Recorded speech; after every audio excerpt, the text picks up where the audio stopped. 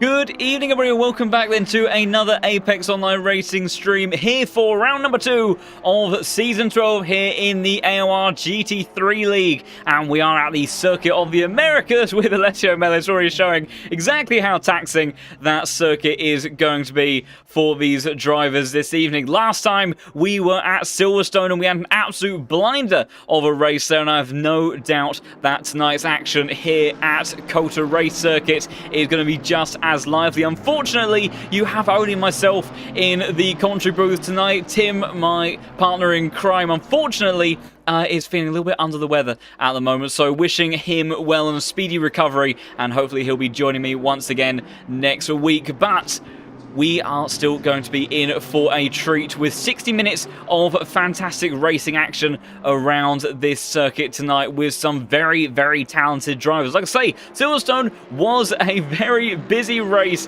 and certainly kept us on our toes throughout. But in the end, it was this man, Lois Rainier, in the number 83 car that managed to come out on top, and he didn't get into that position very easily. The man that was in the hot seat for a very long time was Nicholas Hurt, but then in the final stage of the race it got incredibly busy very, very quickly, and it was the Frenchman of Lois Rainier that was able to surge through to the top and just about hold off this man, Jay Fang, in the BMW, who came ever so close to snatching a victory in that car, but in the end just ran out of laps, ran out of time, and ran out of room on the circuit. Rainier putting up a hefty defense. It was all fair game though, and in the end, it would only be P2 for Jay Fang. And like I say, Nicholas Hurt, who was leading the race for a very long time for Visceral Esports in that number 14 car,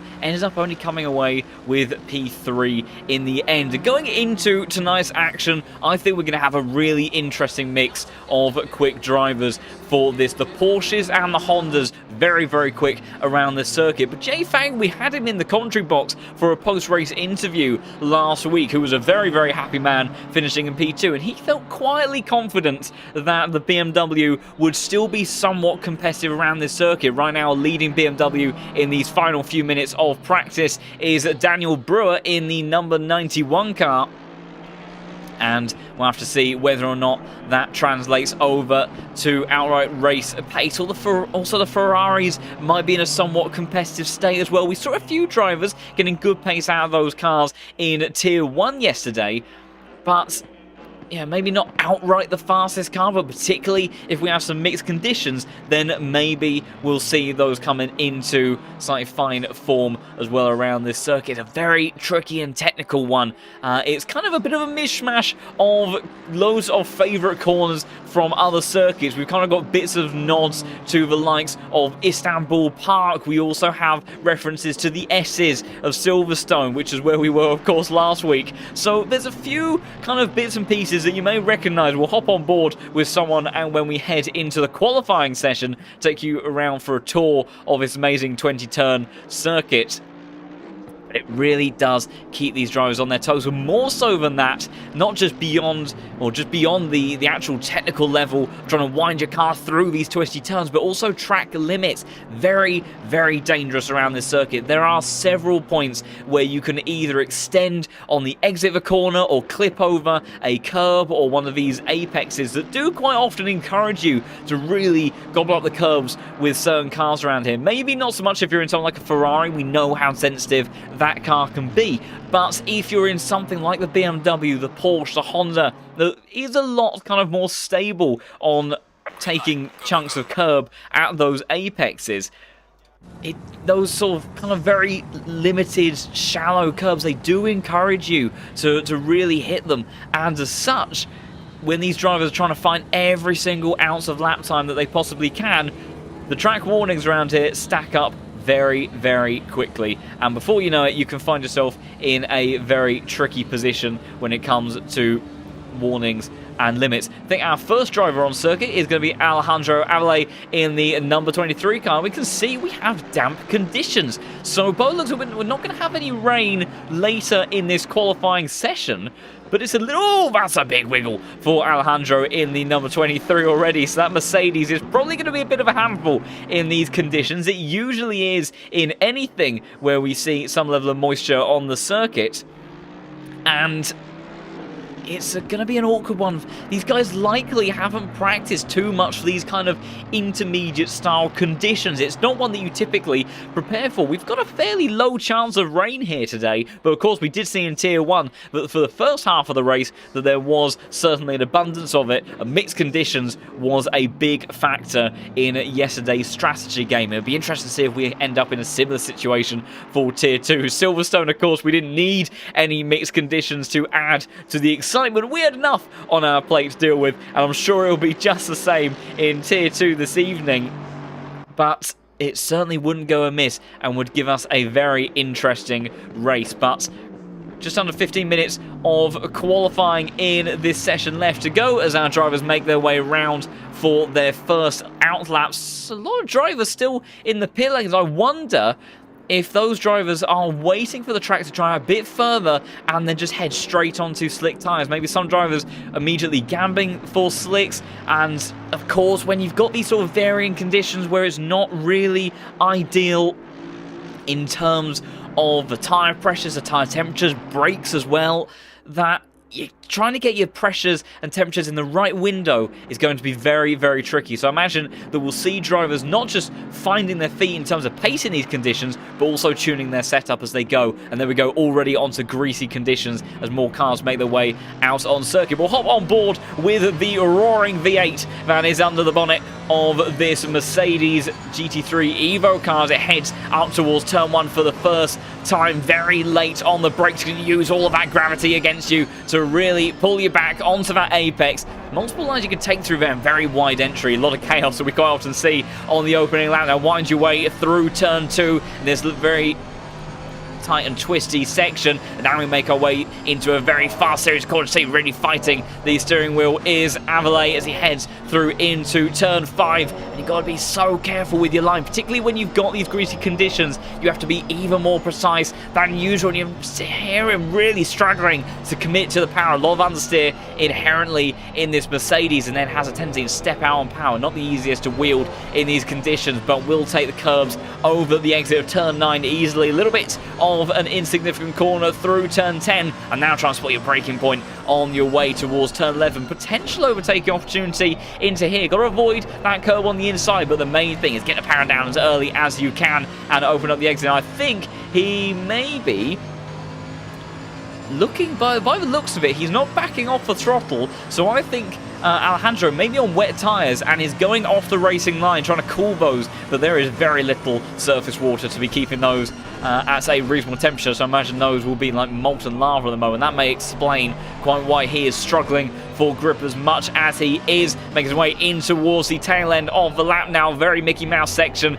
This gets into one of the slowest points of the circuit through 13 and 14. Big wiggle for Avellay as he then tries to head on towards the brakes. Awkward line through here. Can be so easy to lock up on the entry towards turn 16. Now into that triple right-hander for Apexes.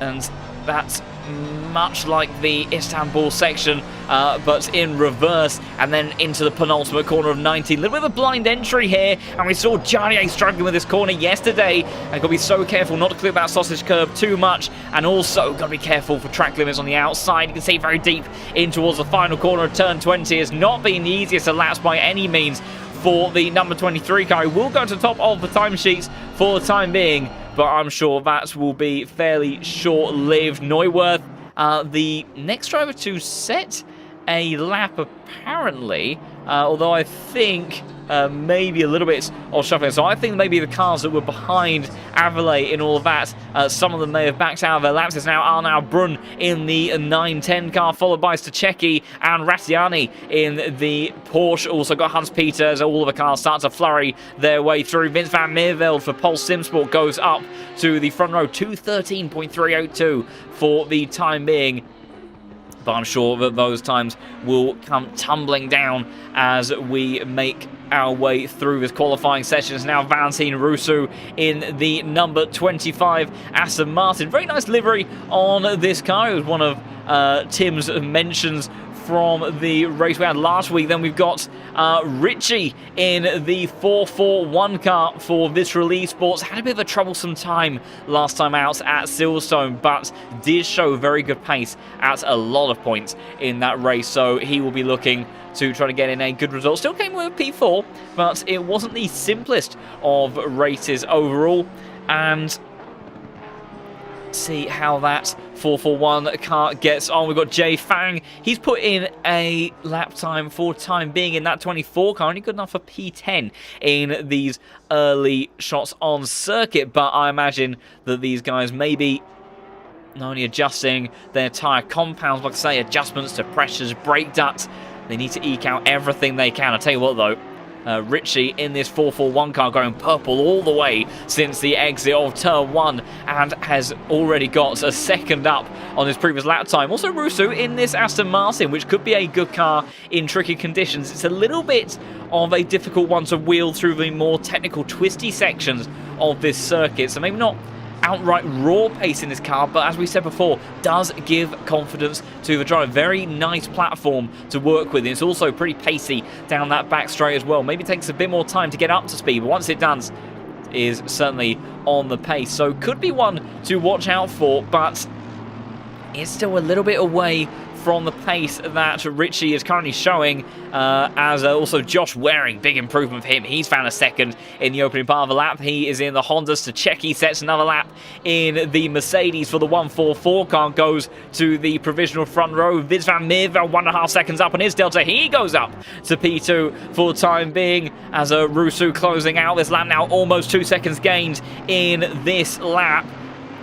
As he then hits the timing beam, what's it going to be? It's not quite good enough to defeat this man, Nicholas Hertz, who has snuck up to the top of the timing sheets, but I think maybe about to be displaced. I say that, it's going to be close. Actual fact, no, it wasn't. Maths was not working for me at the end of that, but yeah, 441 car going ahead of his teammate. And that is definitely a statement and a half, of course, always using a teammate as quite the benchmark. Stachecki 1.1 seconds up, and he's barely out of the opening sector. Lois Rainier is going very quickly. He's found 1.6 seconds on his lap. Still would be a little bit away from pole position. But, oh dear, that's a huge moment for the Frenchman and shows how tricky those conditions are. Losing the rear of that car as he was heading through that triple right-hander. Let's see if we can go on board. That is a great out of Porsche. Quite clearly not easy to wheel through this part of the lap. Greasy conditions making it tricky for the Frenchman to keep the back end of this car in check. It comes through the right hand and gets on the parrying seat, getting underneath him, tags that curb, and then gets a tank slapper. And in the Porsche in typical fashion, once it goes, it definitely goes, and let's go from underneath you. So Richie has, Rainier has got time, no doubt, in that car, but he is not going to be able to quite deploy it on that lap. Josh Waring going purple on this current attempt. And yeah, we have got so greasy conditions. It's not often one that we see, but is one that can sometimes occur. And you can see just how tricky it is for these drivers to contend with. You look at it, and the track is pretty dry looking. But when you're on slick tyres, and maybe if they're not in the right operating window, when you're around a circuit that is so demanding, it is definitely one that is quite taxing for these drivers to keep in check. Russo going purple once again, and he is at the closing stages of the lap in his Aston Martin, and very much could be looking to challenge to go up to provisional pole. The number 25 car, Valentine Russo for Armenterio Academy, trying to see what he can do, and it's a quarter of a second faster than anybody else, and he is under hot pursuit right now from this man, Josh Waring, in the 34 car. Let's go on board with the Honda, see how that car is to wheel through this part of the lap. We saw Lois Rainier coming unstuck not too long ago. Also, Grabowski on a big improvement. Number 41 car up into P4.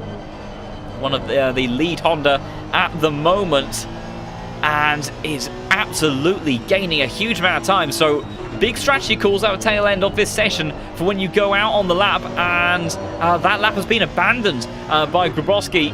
So we'll have to see what he does as Josh Waring 1.3 seconds up. It's going to be a pretty mighty lap from the number 34 car, and by 0.05 of a second he displaces Christoph Podens, who snuck up there in all of that. We're going to see a lot of improvements in the closing stage of this race, qualifying. Hans-Peter in the Audi 3.1 seconds up on his lap time. These drivers leaving it as late as they possibly dare to go out on the fresh slick tyres, and obviously want to get those up into the right temperature window for their final lap. So it's all a matter of timing. Hans-Peter, though, the improvement, 4.1 seconds for the German driver as he hits the time beam. The number 5 car goes up to P3. Great effort there for Hans in that one, and he looks to continue on with his lap. Also big improvements for Vince van Meerveld. He's coming into the closing stage of the lap for the 229 Pulse SimSport car. No, he isn't, excuse me. It looks incredibly similar to the final corner there. He's actually got half a lap to go, so that is going to be a mighty lap, I imagine, if he can keep that one all together. Going purple for the time being also as Dennis Schops in the number 11 Honda, and also Nigel Tarrin getting involved in all of that. The 912 car showed some good pace at Silverstone, but didn't quite put it together in the end as a new man to the top of the timesheets, and it is Seminara in the 112 car for the BMW. So great lap there for Simone in all of that. Have to see how that plays out during the rest of this qualifying session. Half a second up maintained for Shops. We'll have Vince van Meerveld 2.3 seconds the improvement at the moment. As a support for a few drivers in the chat, definitely give your drivers a big cheer. Seminar already half a second up on their previous lap time, as that's a moment for Meerveld in the penultimate corner. That's not what we want to be doing, barely, and I think he has unfortunately gone over the white line on the exit of turn 19 there, so it won't be a counted improvement for 23, but just looking at a lap time, would have been 209.6. That would have been good enough for the front row. Seminara on a big improvement, still 0.7 of a second up, and only just approaching the hairpin, so have to see what they can do. Ermakov now 208, big margin over everyone else in the field, 1.3 seconds, but I don't think there'll be any more laps for that Honda because there's just over 2 minutes to go, and Ermakov's realised it, and that will be their best effort. Will it be too little or a bit too early for a pole position lap time? I have to wait and see. Seminara still improving, 1.1 seconds also for Neuwirth further down the field. So difficult to keep track of everybody. Big movement as Jean-Sebastian Casangina in the 911 car goes up to the front row, but still 1.1 seconds adrift of Ermakov. Right now it's Seminara that looks to be most likely to do something about that. That would still be 0.3 down on Ermakov's best efforts.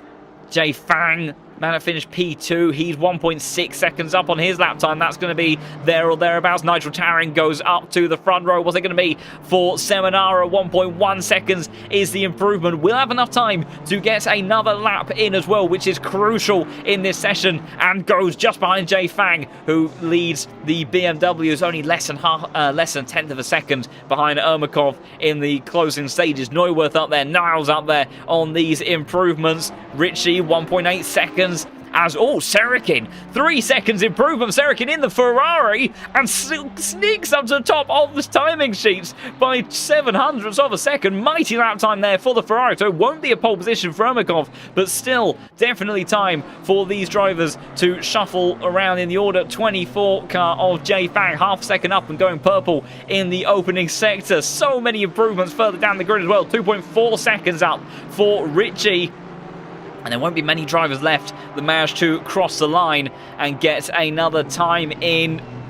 441 car will make it 2.8 seconds. It's the improvement. It's a big time for the 441 car. Is it good enough for pole? And it is provincially by 6/10 of a second, but not to be outdone as his teammate, the man that was leading for so long last time out, by 2,000ths of a second. Nicholas Hertz to the 207.570. But I tell you what, Seragin is looking mighty quick, and he is only down to the end of sector 1, but he's found 7/10 of a second on this lap. And Brewer, Rainier won't be making any further improvements. The man that won last time out won't start any higher than P7, and it is between the likes of Ritchie, Hurt and Seragin at the moment. Jay Fang also has found about a second. We've got Christos Podens that's found almost 2 seconds. He's still got half a lap to go, so it's going to be a very interesting final stage of this purple. Now is going richly. We'll try to see each of these cars as they close out their final laps. I'm trying to keep track of the number 24 car I see is about to finish a lap. That is Jay Fang, who is going in between purple and personal best. It's going to be a big lap time for the man that finished P2 by 6/10 of a second. He puts himself on provisional pole. Who is going to be the next driver to try and make their way through the 112 car of Seminara? Only good enough for P4 in all of that. We've got the 444 on their way as well. That is Kevin Niles in the Aston Martin. 1.3 seconds up for the British driver. Good enough for P3 for the Brit. And now in the closing stages, Seragin, big lap time for him, 1.2 seconds up the improvement. It's got to be more than that, though, and he just misses out on pole position. Jay Fang still holding on to that for the time being. Number 23 car on the way. Purple is Christos Podens, and Podens goes to pole by 6.5 of a second. That's a mighty time from the Honda driver. Is there anyone that can do anything about that? We've got Avalé that was 3.7 seconds up. He goes up to P4. Every time I try to click on the driver, they end up disappearing off my timing. We've got Nicholas Hertz and Ritchie approaching the final sector and a couple of corners as well, but I don't think it's going to be anywhere near the sort of lap times that they need. Podens has put an absolute blinder at the end of this qualifying session, and for the two Porsches, Ritchie goes into P2. Nicholas Hertz only good enough for P8 in the end, and that will be qualifying. Christos Podens take a bow. That was a mighty lap time from the number 69 Honda. Absolutely wipes the floor with the rest of the field, and we saw how quick he has been in previous seasons of Tier 2. We know he has a point to prove. And what a way to make a statement in all of that. Track went to green at the tail end of that qualifying session, so that is basically bone dry but extremely slippery and no rubber on the circuit.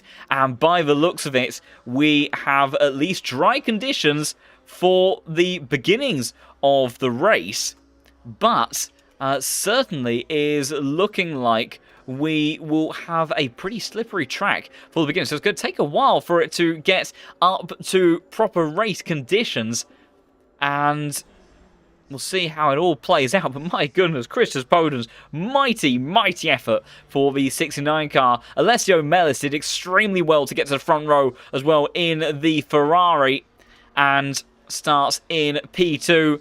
Jeffrey Miguel Renault Ritchie leads the Visceral Esports pairing in the 441 car and starts in P3. Great effort from him, and then followed up by Jay Fang, the man that finished in P2.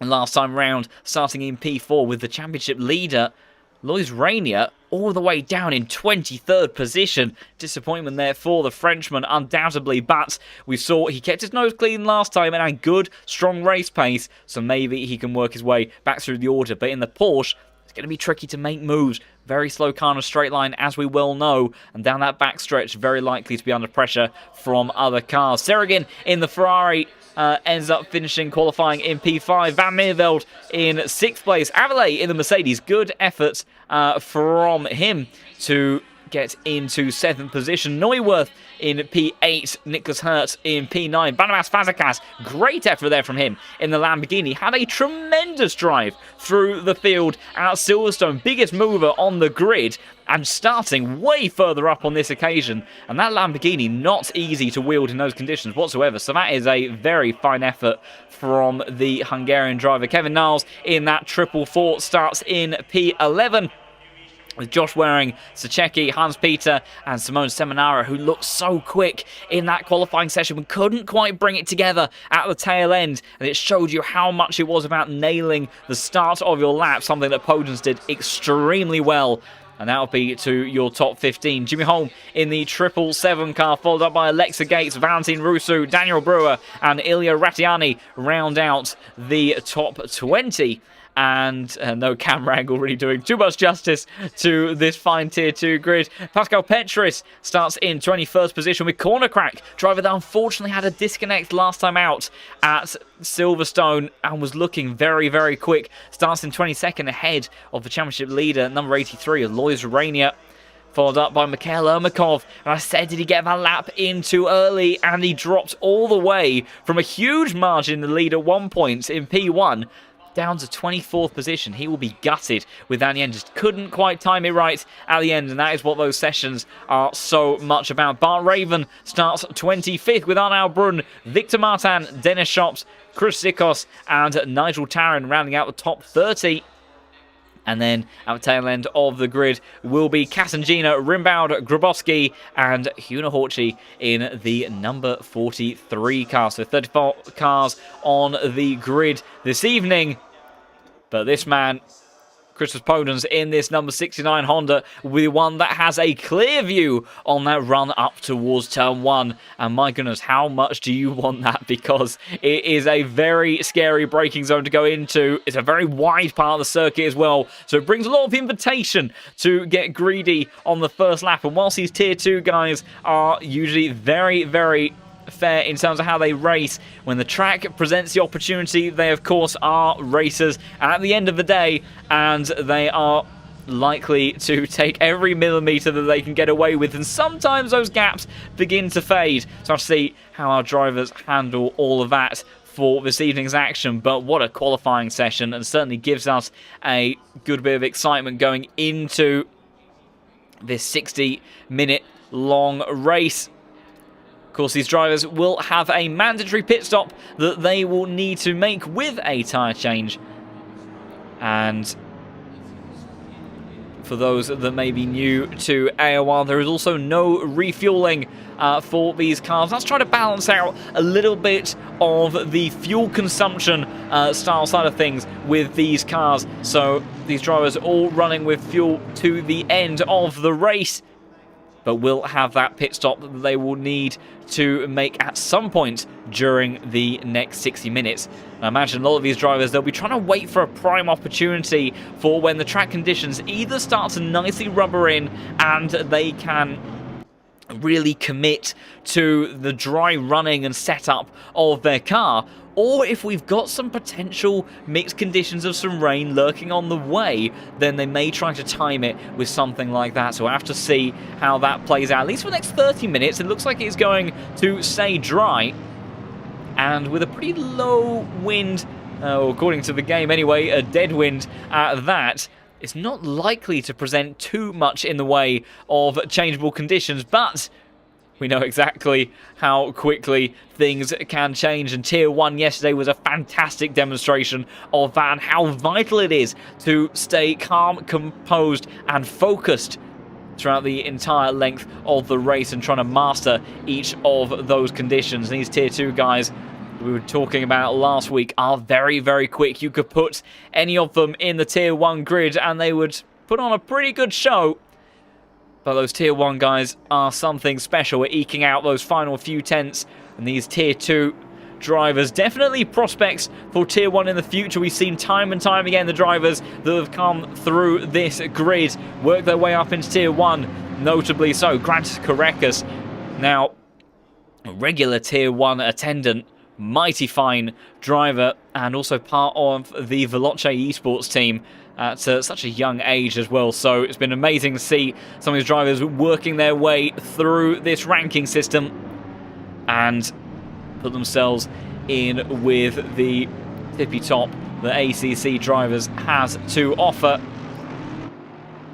And just because they might be a little bit slower on circuit doesn't mean by any stretch that we will get any less action. And Silverstone proved that. We have seen time and time again that Tier 2 puts on a fantastic show. So continue to cheer on all of your drivers. And these guys are going to be wanting every ounce of support in that chat.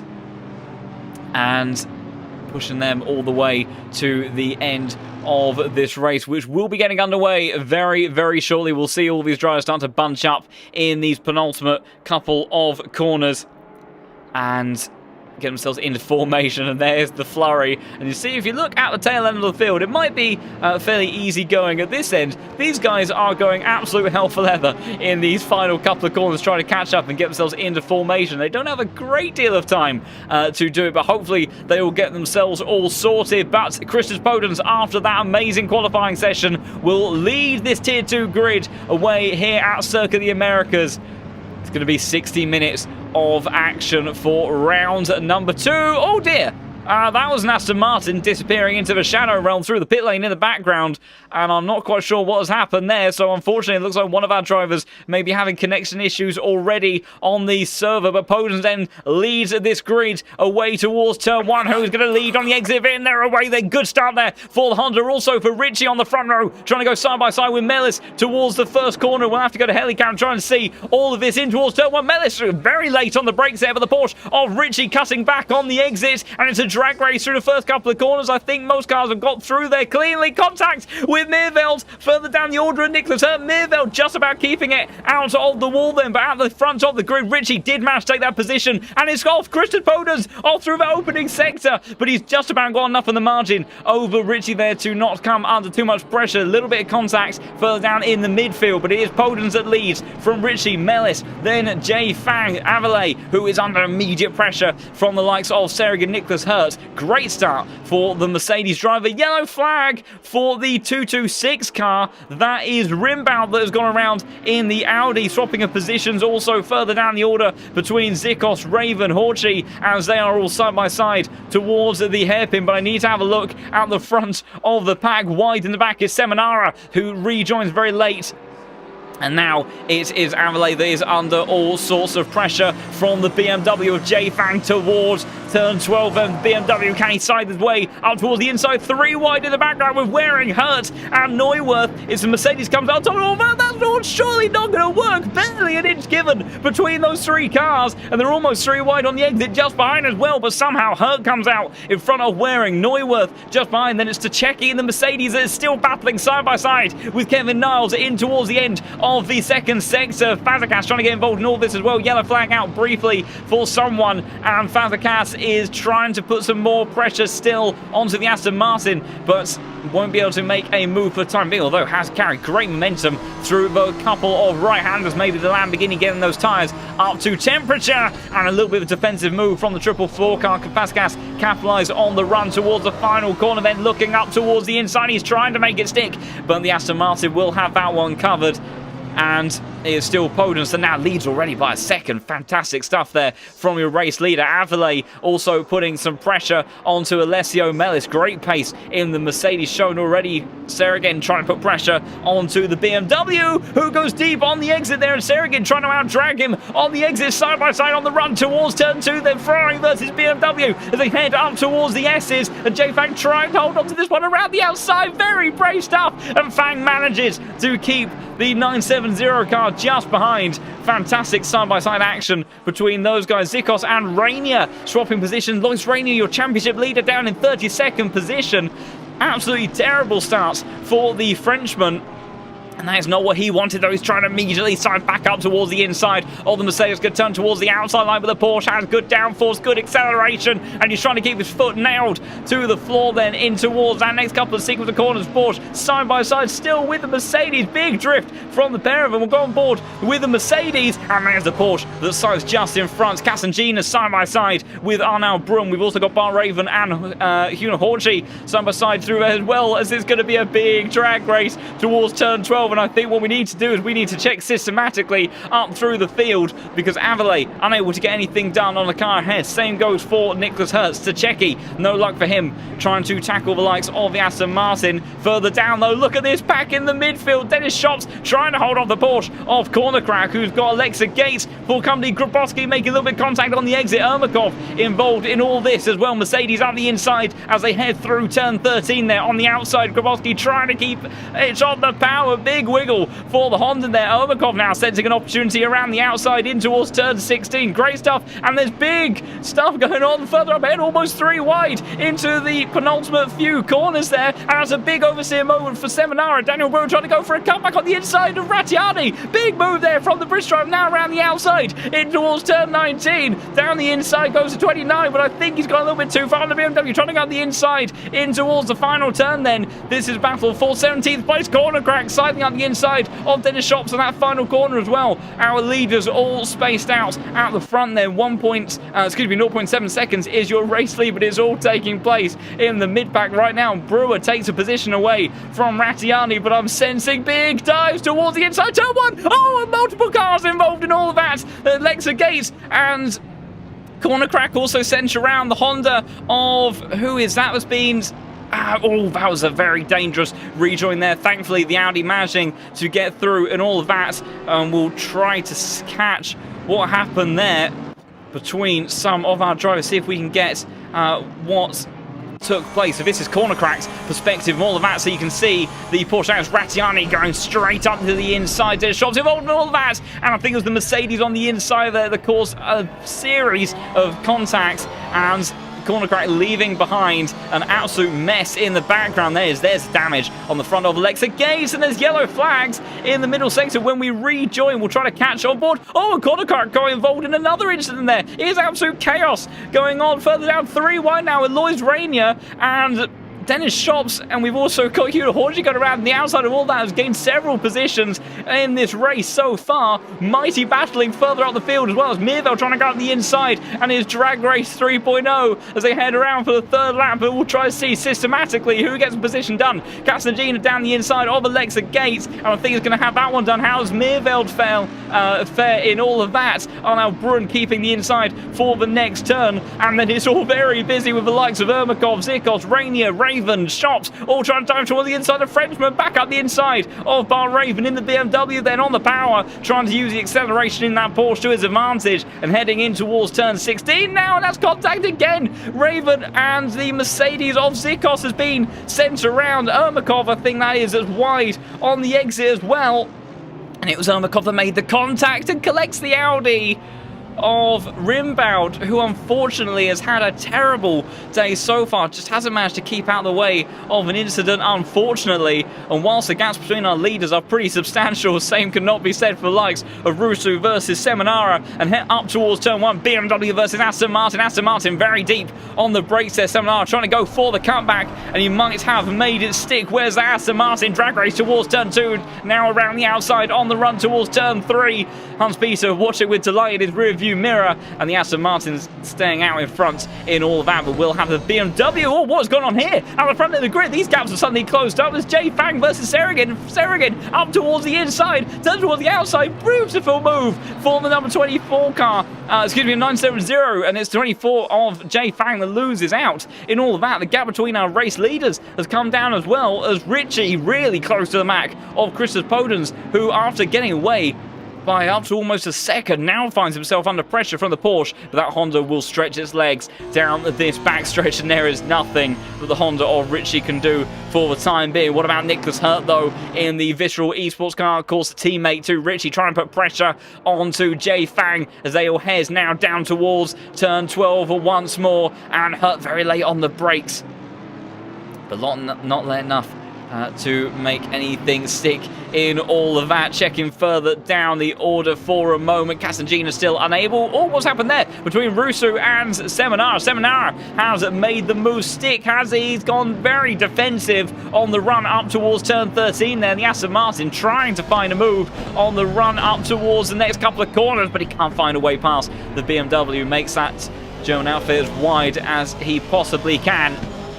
Number 25 car will have to search for opportunities elsewhere. Seminara making up the move to 15th position. Vince van Meerveld putting pressure on Arnaud Brun further down the order. And the gap at the front of the pack has opened up to a second again. Doesn't look like a second on my screen. And recording across the line, 6/10 is a margin. That feels a bit more reasonable. I think maybe just some curiosities of the deltas I'm getting at my end. Let's go on board actually with Ritchie as they go through this first sector. Very high commitment stuff in the Porsche. So agile in this part of the lap. And you see this is where he is gaining time hand over fist to the Honda in front, but it'll be down the back stretch. And in the final sector, the Honda is particularly good as well. We saw Gianni really capitalising on its pace in the final part of the lap. These drivers will have to be so careful of track limit warnings as well.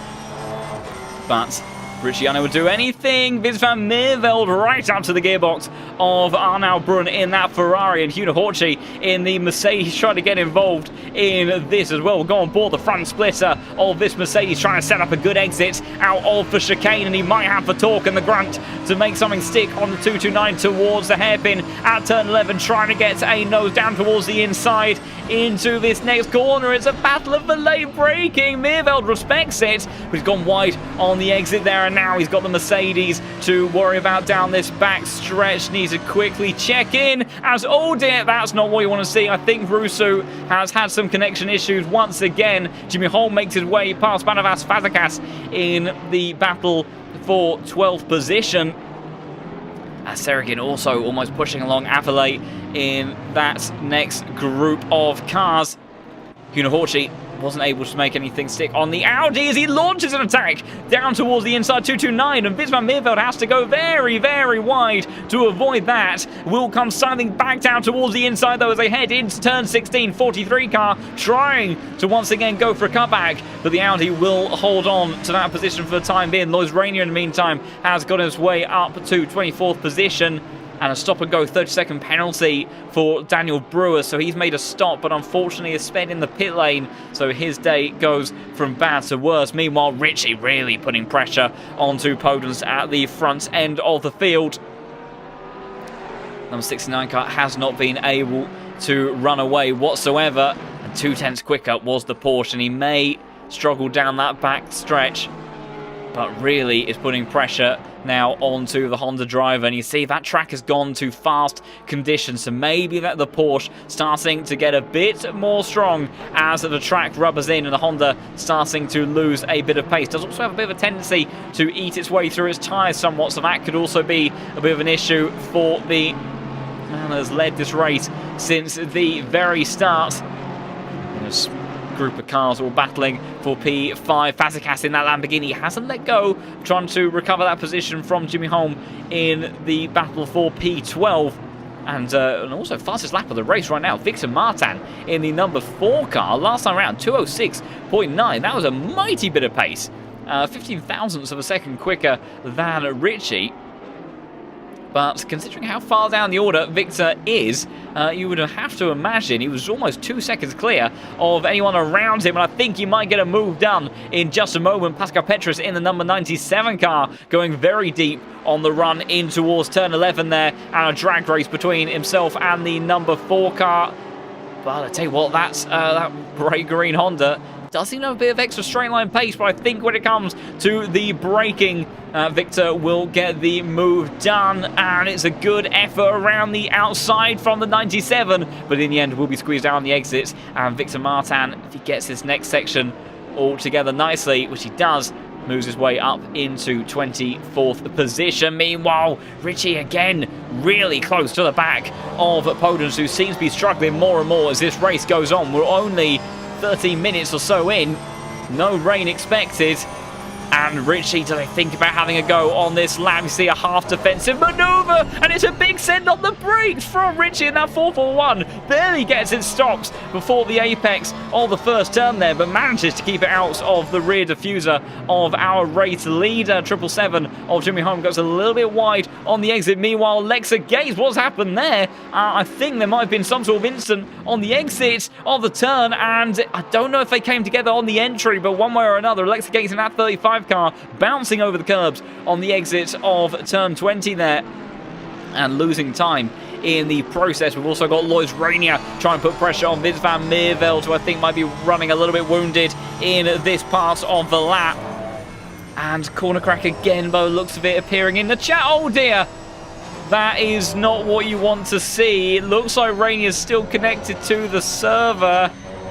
Oh, I fear where some of this may be going, but it looks like connection has been maintained just about for the time being.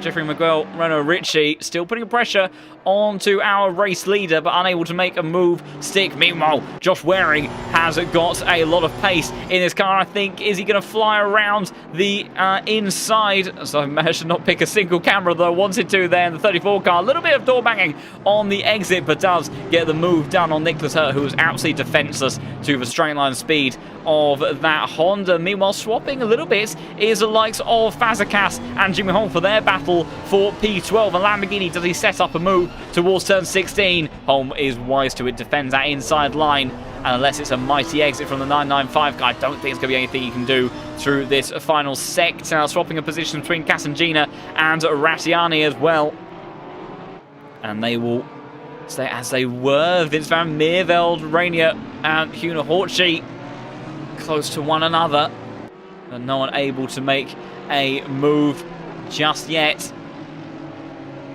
No sign of rain on the way, and that is likely to make it tricky for some of these guys. As that is a yellow flag for the 117 car. That is Ermakov that's just retired to the pits.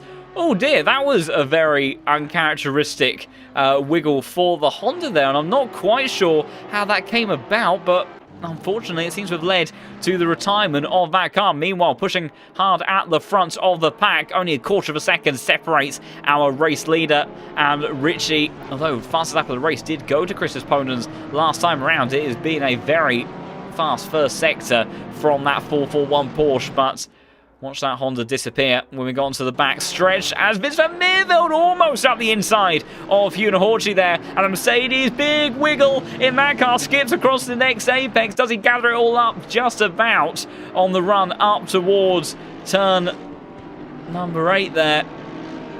And the Mercedes will still hold on, but he has got a lot of company. A queue of 4 cars all battling for position, almost 5 in all of this, all the way from Huna Horchi to Victor Martin.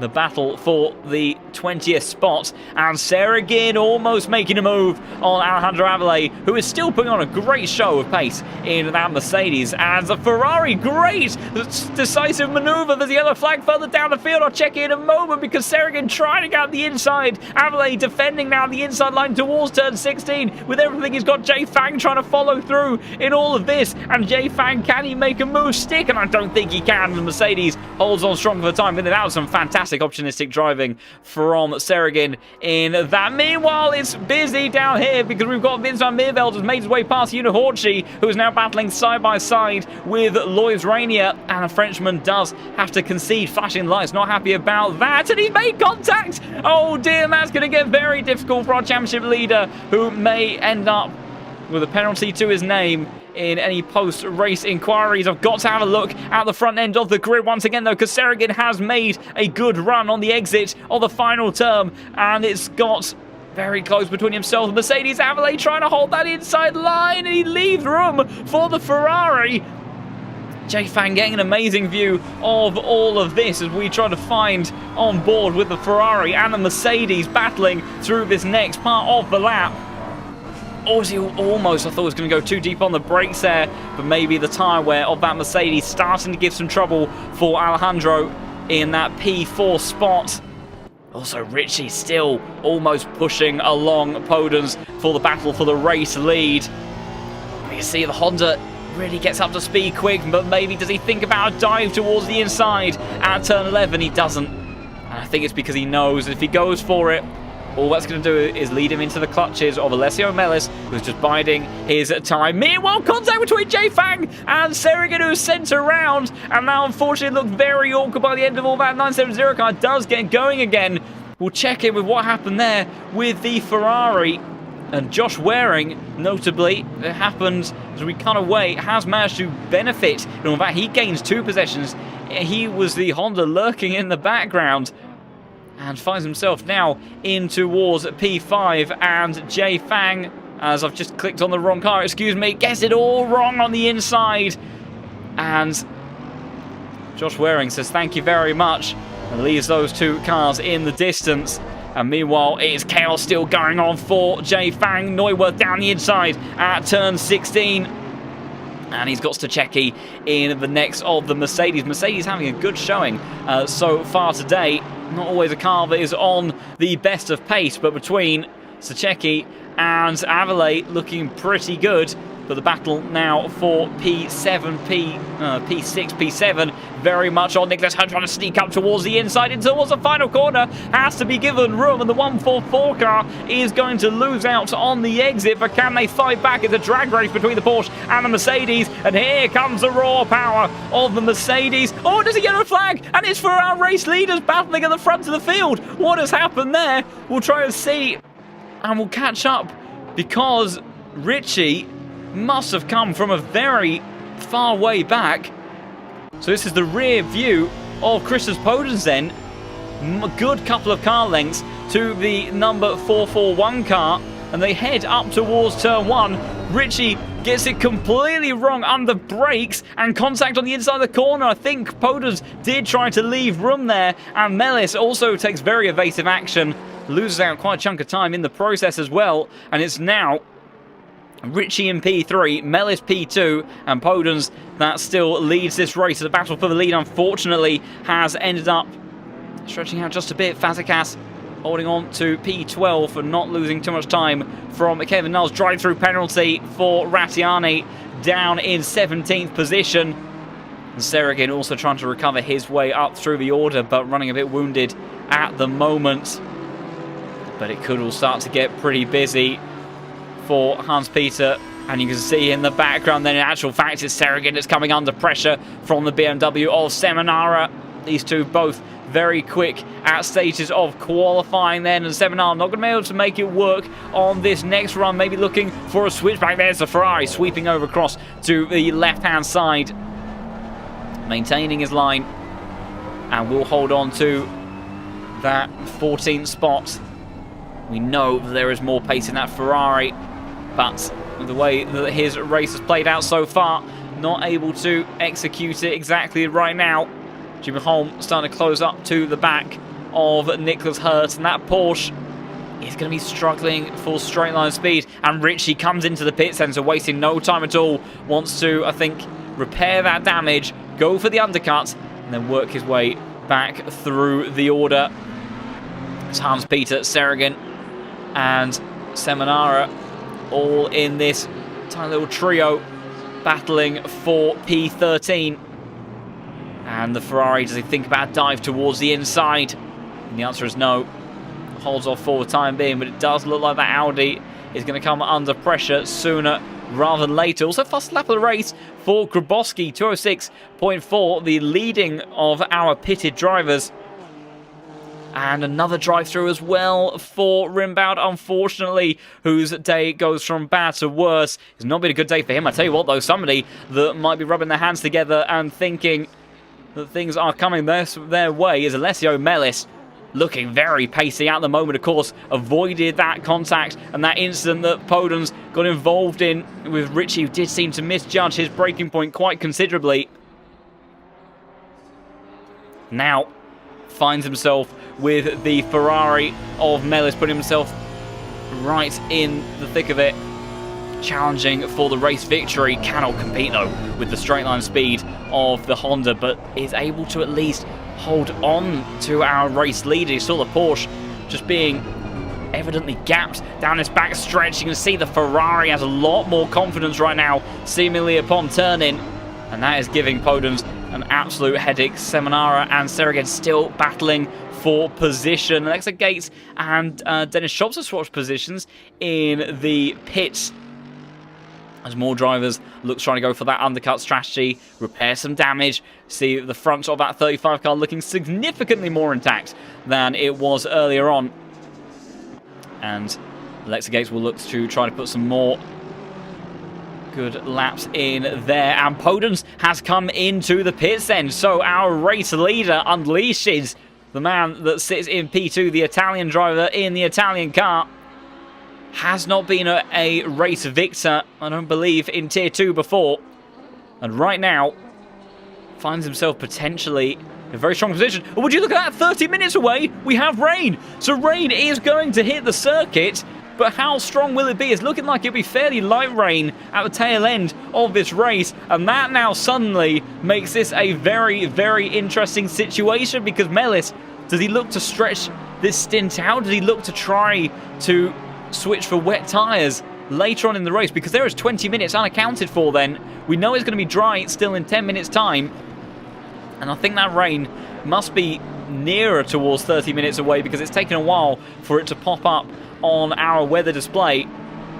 But that could make things seriously tricky at the end of this race. I imagine these drivers surely will still have to pit for slick tyres, because the undercut is extremely powerful around this circuit, and they will be absolutely dead in the water if they stay on the slicks and then trying to switch over to the wets at the end. And if it is for a fairly brief amount of time, as tricky as those conditions are likely to be, I don't think it is going to be enough to make it worth going for that late wet tyre change. But look at this. Richie, I said that the undercut was powerful. Richie now all over the gearbox. I'm not sure if he's repaired the damage on this car. He may have left it. Same goes for Podens. Difficult to tell. But Richie has got his tyres up to pressure, up to temperature, and he is hounding Podens. And this is working beautifully for Alessio Mellis as he tries to make this overcut strategy work, because if these two starts to scrap, that makes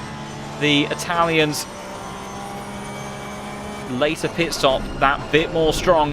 You see Richie really daring on the brakes towards turn 11, absolutely glued to the rear diffuser once more of that Honda in front of him, but he is going to need something special to make a move. We saw him send up towards the inside turn 1. That didn't work, and in fact hurt his race overall. You see that Honda pulling away on the backstretch again as he sends it up the inside. Oh, it's a huge lunge for the number 441 car. Where did that come from? He gets it stopped a bit more tightly even this time. And again, this is working beautifully for Mellis, because Podens now has to hold off the Porsche, who has got the upper hand in this middle part of the lap. And Podens doing a wonderful job for defensive driving masterclass, trying to hold on to the effective race lead right now. But this is really hampering the undercut strategy for both of these guys, and Mellis still staying out on those tyres. Number 15 car not choosing to come into the pits just yet. And Christopher Podens under an immense amount of pressure from the 441 car of Richie. We saw it all go wrong. Oh, and I almost saw it was going to go wrong again. And we get a good faceful of the front splitter of the Porsche.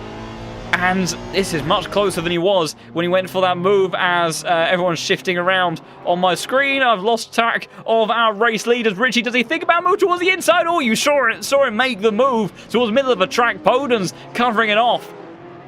And now, so again, keep that car behind. 207.3 for Richie, 207.2 for Mellis. So really gaining nothing over your current race leader, and he needs to make these fresh tyres work. And you see the rain, it's going to be very heavy at the end of this race. So when that rain hits, it is going to be extremely dramatic. And I think this race is far, far from over. And even with all the strategy calls, it's going to be so difficult to tell. Richie, Podens scrapping for the effective race lead. These two will right now be on track for the battle for the race lead where Mellis makes his stop. But how will they play it near the tail end of this race? It's going to get very interesting. I said it could be a pretty exciting one, even without the mixed conditions. But COTA is putting on an absolutely stellar show for us. Richie too far back this time around and really pushing what he can get away with under brakes there. As Saragin now comes into the pits, and someone says, yeah, that Porsche certainly seems to have something special in the braking zone. Extremely late braking from Richie there, but just could not quite make it stick, and he searches left and right, trying to find any opportunity that he can. But these two, they need to work together. Alessio Mellis is his fastest lap of the race. Last time round, it's 2:06.8 for the Italian driver. Let's see what it is for Podens and Richie. They are both improving by quite a chunk on their previous bests.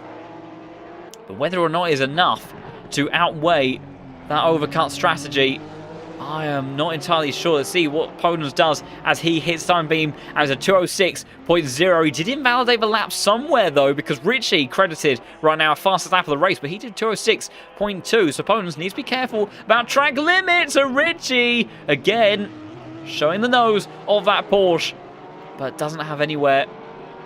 He is able to make a move just yet, but this is a very crucial part of this race, and I can't wait to see what happens when that rain hits the circuit. Nicholas Hurt close to the back of Stachecki as well, and fast lap of the race actually now to Kevin Niles, 2:06.245, and that's a bit of a curiosity. And no, it's not, as I just remembered the hundredths of Richie's time, but the Aston Martin performing well in these conditions, and that's a car that you'll want to be in potentially when the rain does hit, because it's very balanced. And Mellis, the Ferrari as well, very good in changeable conditions. The Honda and the Porsche are very tricky to drive, and we saw in qualifying and even when the track was under green conditions at the early phase of this race, in those low grip level conditions, particularly if you've got a setup that isn't fully targeted at wet conditions, the Porsche and the Honda can be very tricky. Richie again going for a move down towards the inside, and there's contact again between the Porsche and the Honda. Podens fighting strong on the outside. There's going to be the inside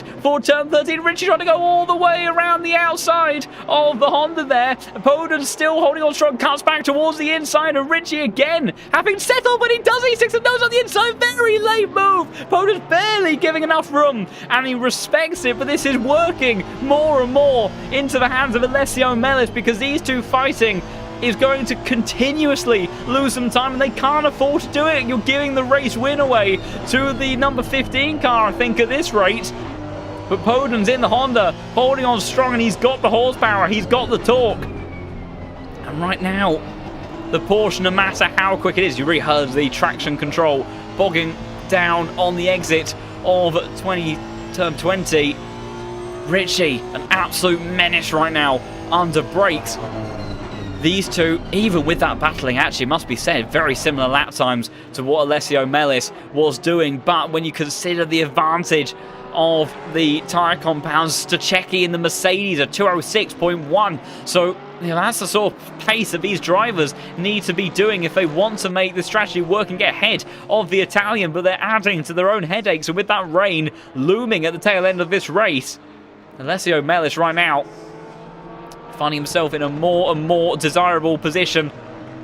Wide was Podens through that tricky section on the exit of turn 7 there. Gathered it all up and has a good margin for the time being over Richie. And this is in fact our closest battle on circuit. Casangina, Seminara also fairly close to one another. But this right now, not only our closest fight, but our by far the most impactful. I say that actually, Casangina showing me wrong for just a moment. He's been taking a couple of tenths of a second out of Seminara over the last couple of laps, and he really is close to the back of that BMW now. Richie not daring to try anything this time around. And Casangina, nothing that he can do against the pace of that BMW down the start-finish straight. Let's see what the laps are again. 2:07.1 for Mellis, deep on the brakes for Casangina. What's it going to be for our pairing that are scrapping effectively for the race lead right now? Number 69 car in the hands of Christos Podens, multiple race winner here in Tier 2. Very experienced in the AOR Endurance Series as well. Jeffrey Miguel, Renault Ritchie driving for Visual Esports. Only a few tenths behind. Looking mighty racy. Didn't quite put together the race that he would have wanted to last week. And what was the time this time? 2:05.7. Now they're starting to really tumble time sheets. And Alessio Mellis losing 1.3 seconds on the last lap to these guys. And this is the difference. They need to stop fighting, because immediately they've probably recovered the majority of the time that they lost in all of that scrapping. And Mellis will be on fresher tyres without a doubt, but how does he look to go for this strategy? The Italian driver has had very consistent laps during this stint, still only lapping a few tenths slower than we managed at the beginning. Of course, we are on an optimum track now, so there is the exchange of tyre performance versus track grip. And you see really pushing. It's an area of the circuit where the Ferrari does tend to perform quite well with the high downforce that is on board that car, and again choosing not to pit. So I think Mellis is really stretching this out as late as he dares. And I think surely must have to commit to the wet tyre strategy now, because he, I think, is going to have lost a chunk of track position. These two do remain in the order they are at for the time being. And there's a good chunk, almost half the field, a third, excuse me, that haven't gone into the pits yet. So there's a real split right now over who is committing to which strategy. You've also got the likes of the Mercedes of Avilés, who is putting in consistent laps to a 7.047, only 0.02 of a second slower than our current race leader.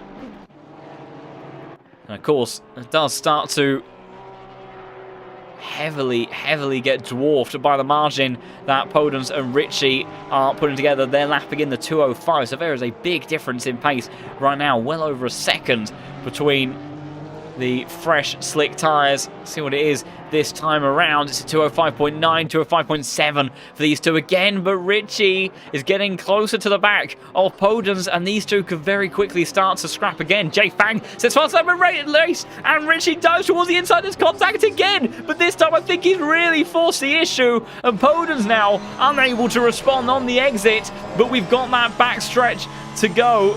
And Ritchie, I think, will immediately be feeling the pressure of the number 69 car, forcing the issue on the run towards turn 1 there. And now he has to really commit through these next series of corners. See the body language in each of these cars. The Porsche whips its way through apex after apex. A Honda, a bit trickier to wield. Already a few tenths advantage is the gap for Ritchie right now. And the question is it enough? It's the first time that Podence hasn't been in the lead of this race. And what is the pace that Honda has? We know how insanely quick it is. There's the view to who I think is your new effective race leader.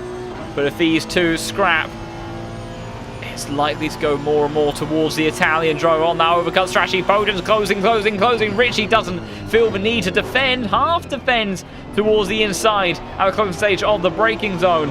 But Podence now, I think, potentially out of opportunities. Jay Fang almost getting past Josh Waring on the run up towards turn 12. But he can't make it stick on this occasion. And now we see what does this man, the 441 car, who could come under some stewards' inquiries post-race. Don't have live stewarding in Tier 2, of course. So whilst right now on circuit, he is, I believe, your effective race leader, these results at the end of this race will, of course, be provisional. 23 minutes left to go. Alessio Mellis, 2:06.5, new fastest lap of the race for him. What is it between the two that have been battling? 2:06.0 is the lap time for Ritchie. So even with the overtake and the side-by-side action, still gaining half second over the Italian that leads on track. But that rain is surely going to be a big issue for these two, and they've really not preserved these slick tyres either, because they have been going at it absolutely hammer and tong. Whereas if Alessio Mellis, Avelain, Neuwirth, Jimmy Holm, Fazekas, all of those drivers that have gone for this daring strategy, if they do switch to the wet tyres and they are in a reasonable operating window, they will be in a very, very fresh state. They'll probably come up to temperature pretty quick, because I imagine they'll have to commit to putting those tyres on whilst the track may not be quite ready for them. It will take a little bit of time for more water to hit that tarmac and bring them down to temperatures. You do have to be careful not to go too early onto those tyres, otherwise they will grain very quick. When you consider how late in the race this rain is going to be hitting, it's going to be a balancing act, and Mellis is going to be praying that that rain hits sooner rather than later. He's further extended his advantage over the Mercedes behind to 4.7 seconds on the last lap. Casangina again putting pressure onto Seminara. BMW fast down the start-finish straight. And just checking in on Ritchie versus Podens, 1.2 seconds the gap now already between those two cars. So Ritchie, now he has been unleashed, absolutely going hell for leather as he tries to bring back the opportunity to win this race. Casangina will have to follow through the S's. See wide lines stacking up for Seminara, and that's the thing. Once you get it wrong for one of them, it really does continue through that sequence and cause all sorts of issues.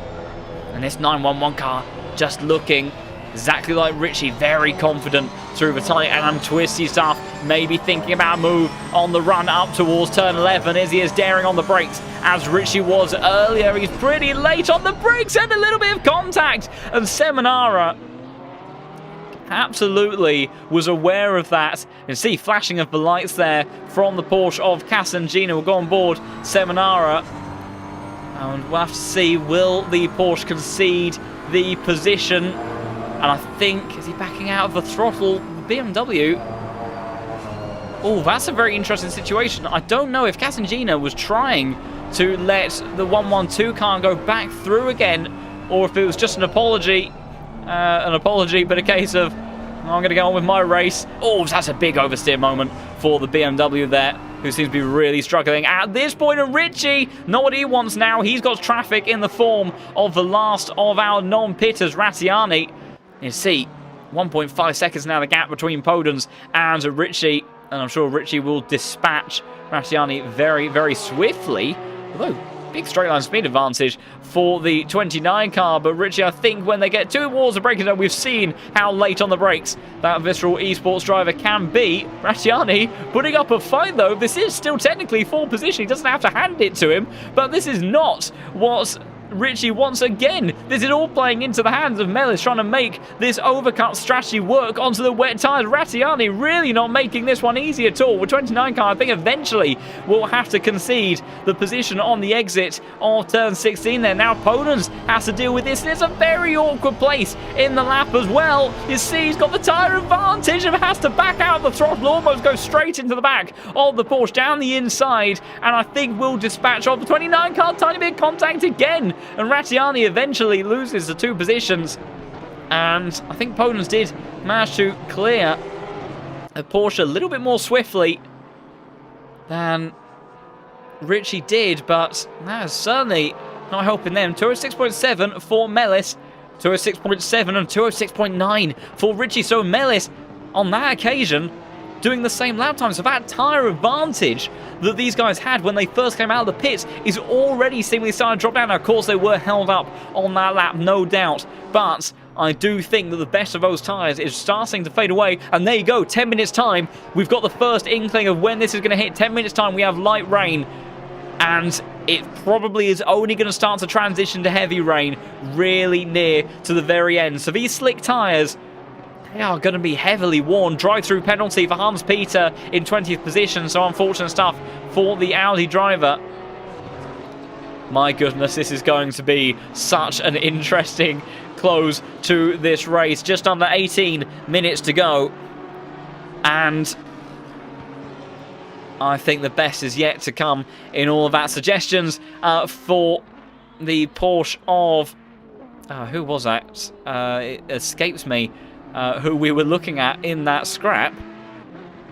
Who was that? It was Seminara versus Casangina. And Casangina, yeah, I do think, I imagine Seminara should have received that position back again, but Casangina has ploughed on ahead, so I think we'll be being hit with a penalty, but obviously deciding, it's one of those things where sometimes maybe for the greater good of your finishing position, you do end up sacrificing maybe a little bit of sportsmanship, and you know, he feels like he has the pace advantage over Seminara at the moment, and he's obviously decided that the penalty that he's likely to receive if that instant is appealed is going to be less than the advantage that he can extend over Seminara in the coming laps. So that is the choice that he has made, but clearly did take some form of responsibility with those flashing lights on the exit of this sequence of corners right now. Fazekas in the Lamborghini, putting more and more pressure onto Jimmy Holm.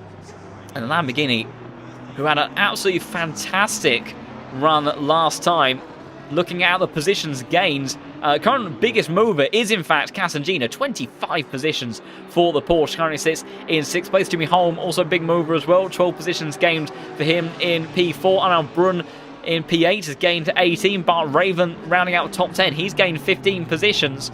So there's a lot of drivers here that are really banking on this wet weather at the tail end of this race. 207.0 for Avelay, 206.9 for Mellis last time around. Podens, 206.2. Ritchie, 206.1. Whereas you have the likes of Jay Fang and Josh Waring, who's looking up the inside of Rattiani himself now on those fresher tyres. Number 34 car dives down towards the inside of turn 11, and I think as we go on board the rear diffuser of the Honda, there's the BMW I was expecting to peel out of the slipstream, and I think Rattiani will be somewhat defenceless from Jay Fang in that 24 car towards turn 12 there. The BMW launches attack down towards the inside, and I think that's going to be an easy move in the end again, or is it Rattiani?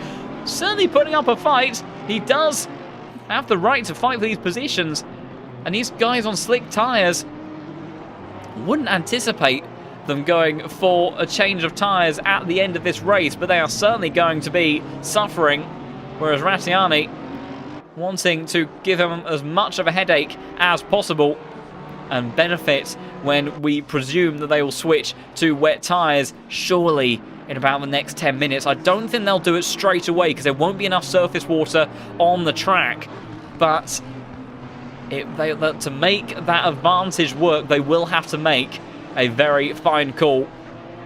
Fazekas in his Lamborghini has again been pushing along the Honda, the 777 of Jimmy Holm, and he launches a tank down towards the inside, almost contact. Jimmy Holm having to open up the door just a little bit there. Good spatial awareness from the 777 car.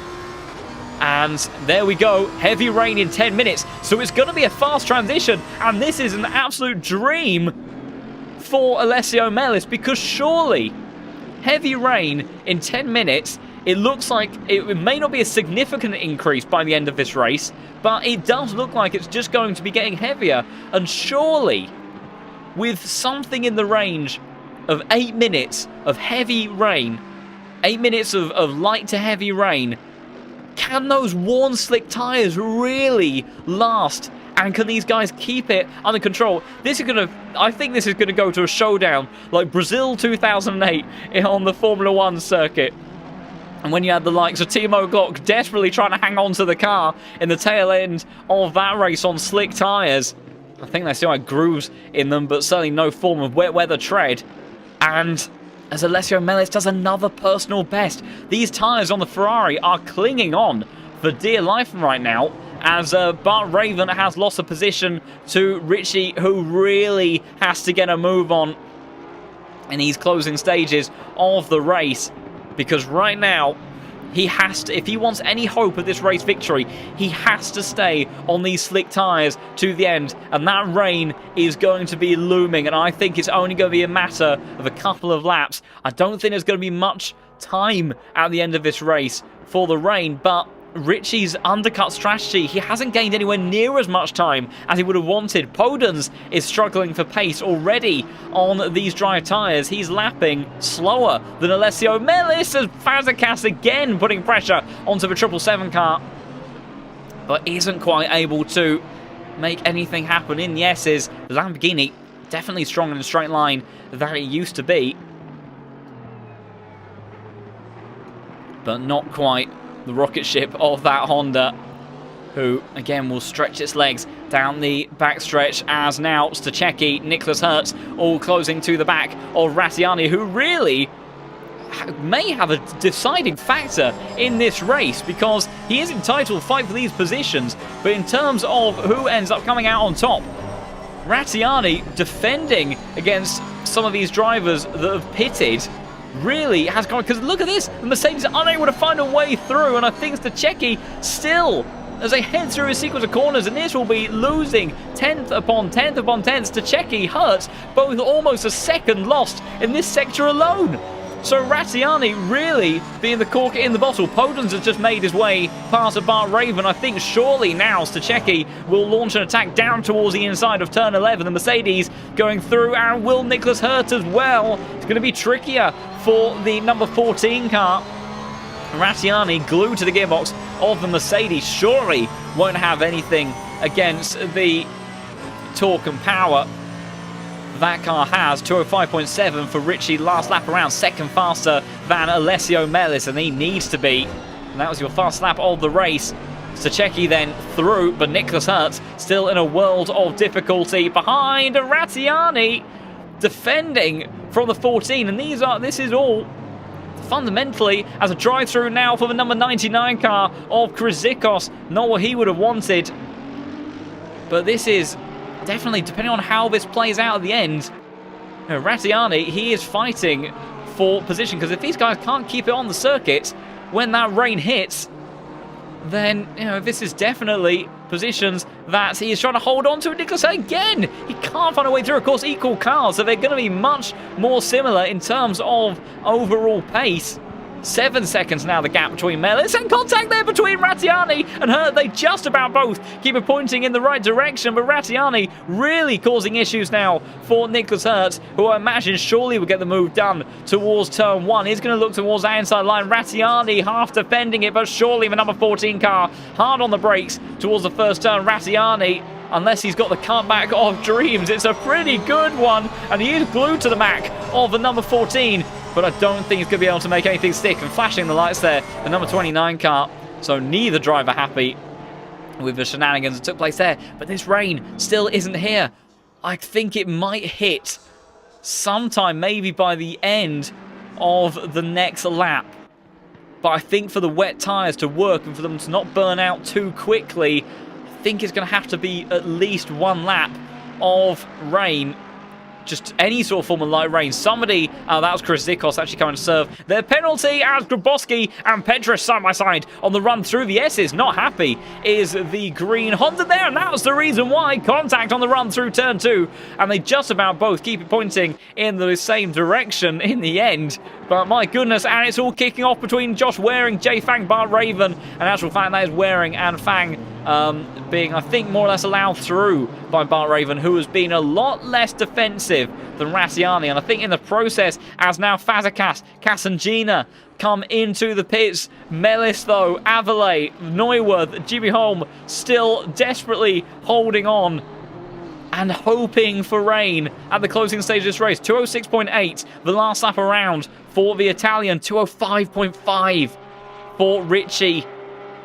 So surely at this point, Ritchie, and there's the rain, and it hits pretty thick and fast as well. So now we'll start to get a good idea of how all this plays out. Mellis then, I tell you what, the drivers that came into the pits, if they have gone onto the slick tyres, they are going to be very frustrated. But I imagine at least some of those must have gambled on the rain hitting on the next lap. And the likes of Fazekas, although that was a burnout and a half, Cass and Gina in the pits as well. If those drivers have gone onto wet tyres, they are going to be jumping for joy right now because they may have done it at the perfect time. It's already greasy conditions. Alessio Melisend has half a lap or so before he'll be able to come into the pit lane. Josh Waring bringing out the white flag for a moment as Fazekas brought out the yellow flag. That is just these drivers emerging from the pit lane.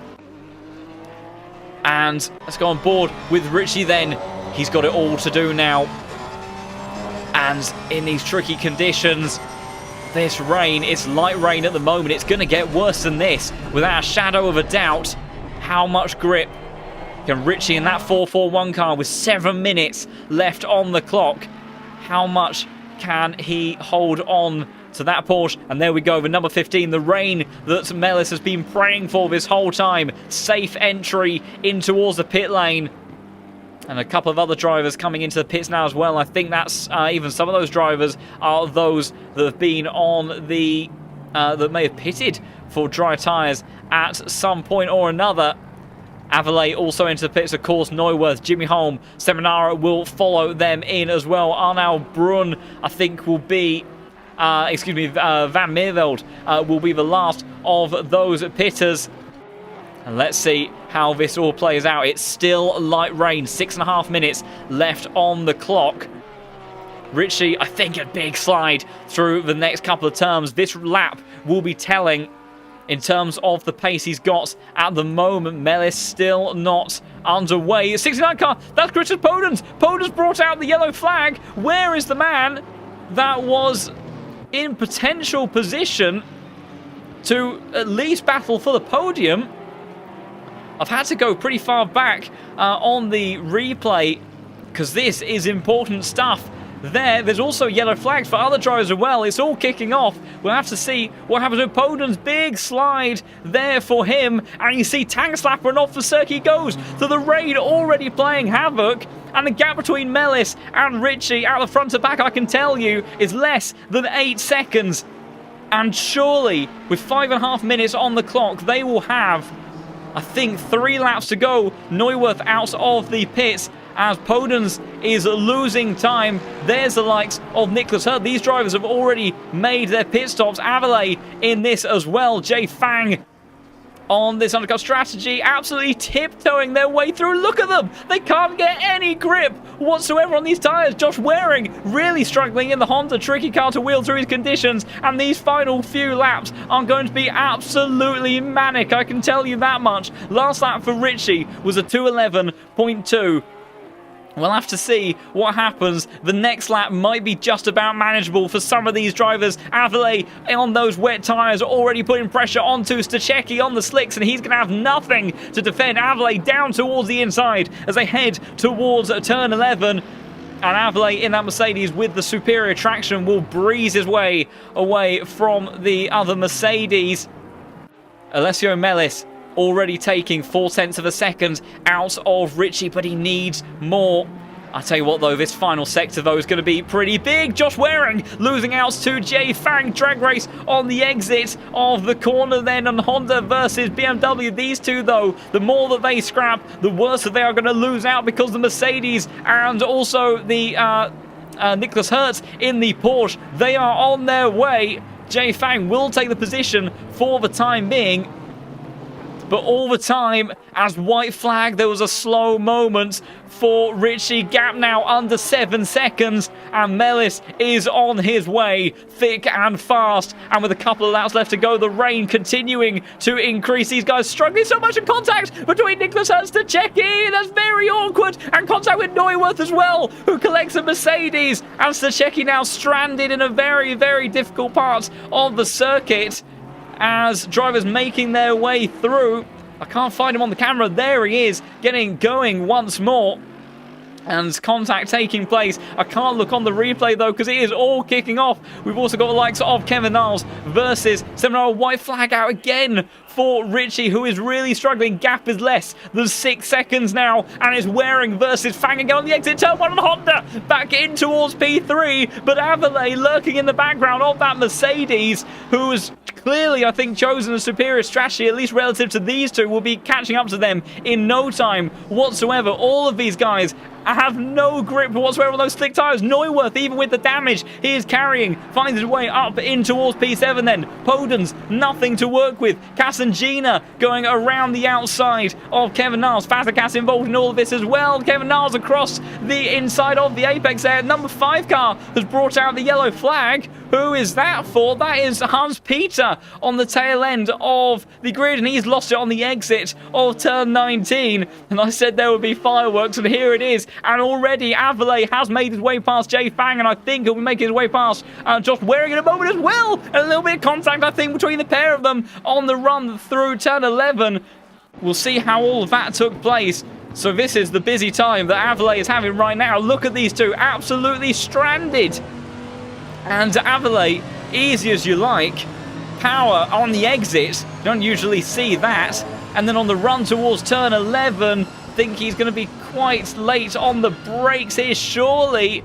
And in actual fact, the Honda went wide, left the door open for Averlay. Averlay was not having a second invitation, goes down the inside, takes a position, yellow flag out for 83. And this next lap is the final lap of the race, but the gap is still 4.2 seconds between Mellis and Ritchie. This is going to go down to the absolute wire. Jimmy Holm versus Christus Podens. Jimmy Holm has absolutely pulled off a masterclass in terms of positions gained today. He has gained 8 positions, so has Josh Waring. Fantastic stuff with those drivers. But Alessio Mellis now 3 seconds as they head into the final sector, and he gained 3.5 on the last lap. And this is going to go absolutely to the death. Yellow flag out for somebody in turn 11. That's the number 5 car again. Josh Waring unable to get past Jay Fang in all of that. Who is the number 5 that's brought that out? That is Hans Peter that's having issues once more. But I don't think I'm going to be able to look at anything because we've still got Waring versus Jay Fang on the run towards turn 1. Fang very deep on the brakes there, just about managing to get it stopped. And I've got to check in on our race leaders because here's Alessio Mellis, and there's your race leader. And the tyre advantage of these wet tyres is mighty. Ritchie desperately scrambling for every ounce of grip that he possibly can. Yellow flag out for Josh Waring, and here's a battle for the race lead. Surely it's just a matter of time. And Ritchie, as hard as he tries, Alessio Mellis being patient with it, doesn't want to risk doing anything stupid. Ritchie almost losing it on the exit there at Mellis. Around the outside he goes. Ritchie trying desperately to fight back down towards the inside of turn 11, but surely just in traction alone on the exit, the Ferrari is going to have it. 777. Jimmy Holm is around in the S's, and it's a drag race, and Mellis still hasn't got through. Ritchie doing everything he can to try to hold on to this position with half a lap left to go. But as they get to the braking point heading towards turn 12, surely he won't have the braking capacity against a Ferrari, but he's trying his damnedest, but he can't get it stopped. And Alessio Mellis, with half a lap to go, leads here at Circuit of the Americas. Ritchie has done everything that he can. He went daring on the strategy, but in the end, the rain, it just came a bit too thick and a bit too fast. Nicholas Hurt pushing on now, trying to hunt onto Fazekas, and I can't see where Jimmy Holm has dropped to. P12 for the Honda driver. No one else, I think, right now in a position to make a move just right now. But it is about this man. He hasn't had a win in Tier 2 before. He played the long game. He went for the daring wet weather strategy. The overcut of dreams for the Ferrari driver. Just one more corner to go for the number 15 car, who has been so patient. It had to go to the last lap. But Alessio Mellis is going to be a race winner in Tier 2 despite Ritchie's best efforts. Fantastic drive from the number 15. He will be delighted. Seminara versus Casangina on the last lap. Casangina barely a hair's width ahead of the BMW, and Seminara's made a mistake, in fact, and Fazekas may be able to get through on the run up towards the final corner when the Lamborghini does. Ritchie then finishes second. P3 for Averlay, and it's a drag race with Casangina and Josh Waring on the exit. Who's going to get it? The Porsche just about sneaks up ahead by 600 of a second. Casangina takes P6, Waring P7, Fazekas P8, Seminara P9. Nicholas Hurt rounds out the top 10. Chaos taking place on the start-finish straight. It's still not over for guys further down the order as well. We've got Alexa Gates and Pascal Petris battling. Alexa Gates trying to get the power down, and the Honda's trying to go all the way around the outside. Also, just check if it's Van Meerveld almost past Stachecki on the run-up towards the start-finish line, but he couldn't quite get it done. Stachecki, after that big incident through the sequence of corners here, struggling for grip. These two. And there's a tiny brush of contact, and Gates somehow manages to keep it pointing in the right direction.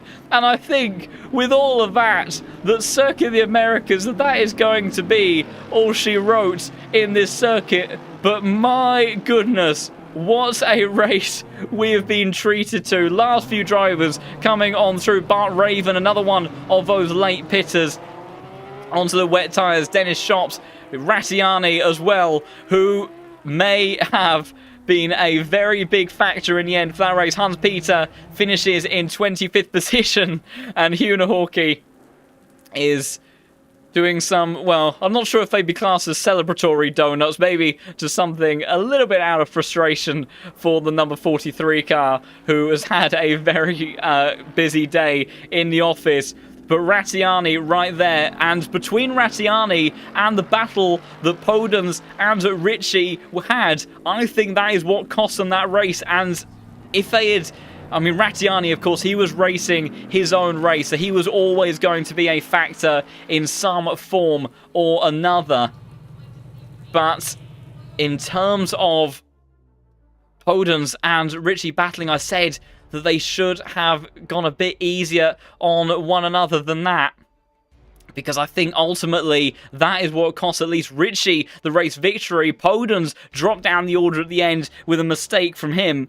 And in the end, neither of them ending up in the positions that they would have wanted to have been in. But my goodness, Alessio Mellis, take a bow. And that has to be, without a shadow of a doubt, one of the best races that I have seen in AOR Tito. I've been very privileged to see a lot of fantastic driving across multiple seasons in this split, but that is one of the most exciting finishes that we have had in this fantastic championship. And also, once again, showing you don't have to be in the fastest tier to put on the best action, because tier 2, with this level of driving, with this sort of action, we have everything that we could possibly ever ask for. What a fantastic race. Hopefully we might get some drivers in for an interview. Of course, these finishing positions will be provisional, as there will likely be some penalties, I imagine, for certain drivers. But I think the one man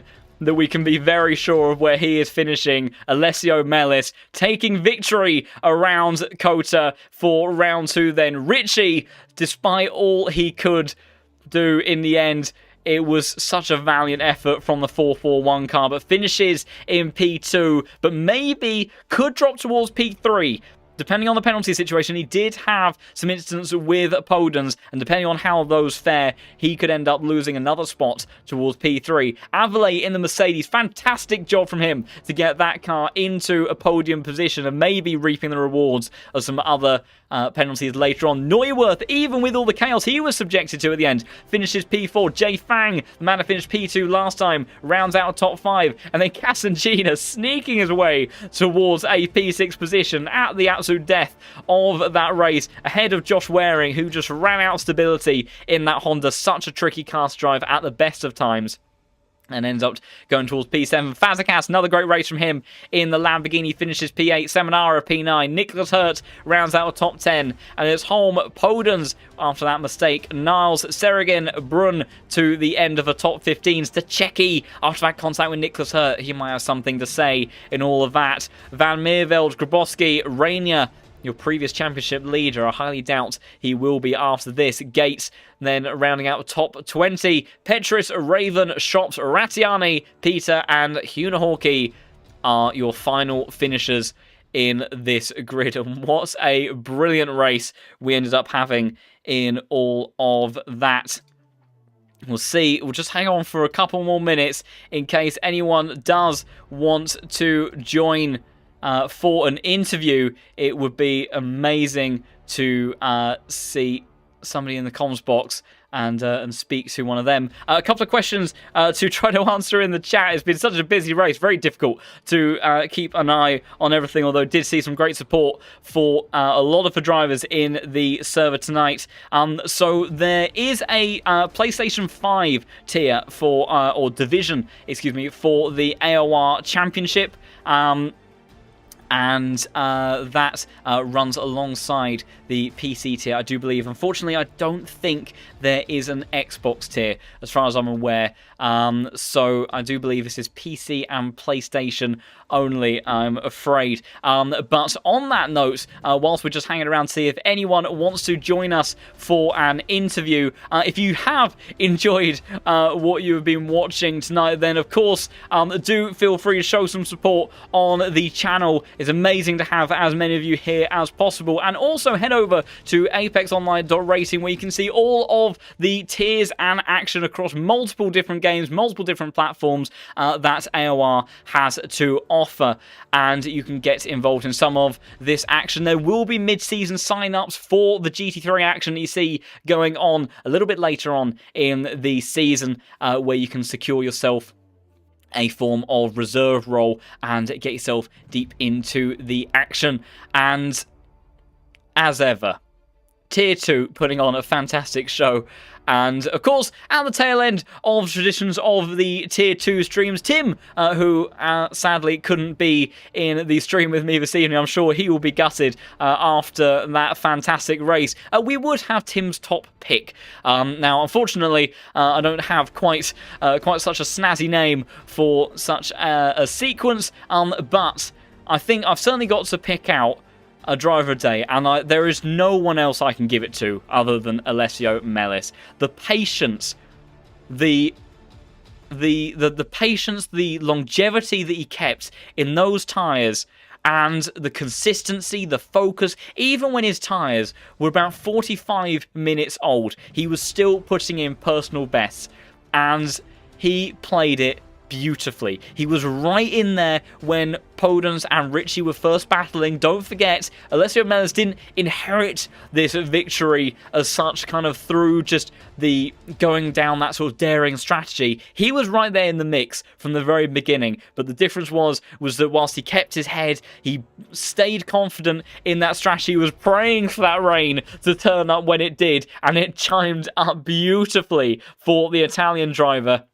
Richie and Podence doing themselves nothing but harm in the end with all of their battling, and unfortunately, particularly for Podence, with the mistake when the rain really did come down, ending up losing several positions and even falling outside of the top 10 in all of that. So Alessio Mellis, without a shadow of a doubt, is my driver of the day. A huge congratulations to him, and certainly putting on, I think, one of the best races that we have had here in AOR. It unfortunately doesn't look like we're going to have any interviews this evening, which is a big shame, because after such a hectic race, I would love to have heard from a few of these guys' perspective, particularly in those last few laps, what it was like being in the cockpit of some of those cars. But my goodness, we were treated to some fantastic action this evening. And going into next week's race, we'll be heading for round 3 of this AOR season. We will be going to the Hungaroring for a 90-minute race, and I'll tell you what, the chances of wet weather conditions are pretty high there as well. We have a 50-50 split, although 0 chance changing conditions, so I gather then maybe what the race starts with is what it will finish with. But Hungaroring, very tricky circuit to overtake at, certainly keeps the drivers on their toes. Also, another one of a technical fiddly circuit when it comes to drive-through penalties, trying to stay careful of those track limit warnings.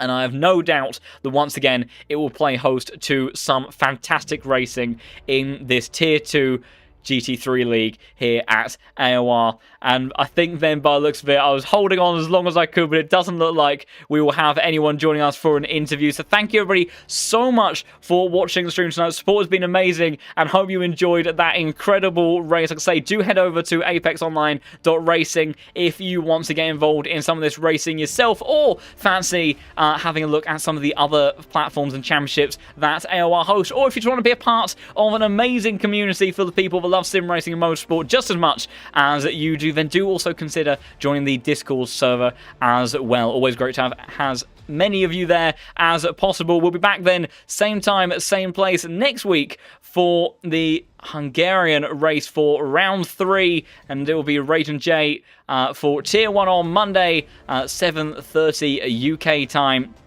And then myself and Tim will be back in the comms box for the action with Tier 2. If it's anything like last week, definitely tune in because it's going to be a good one. Thank you everybody so much for watching, but until next time then, it's goodbye.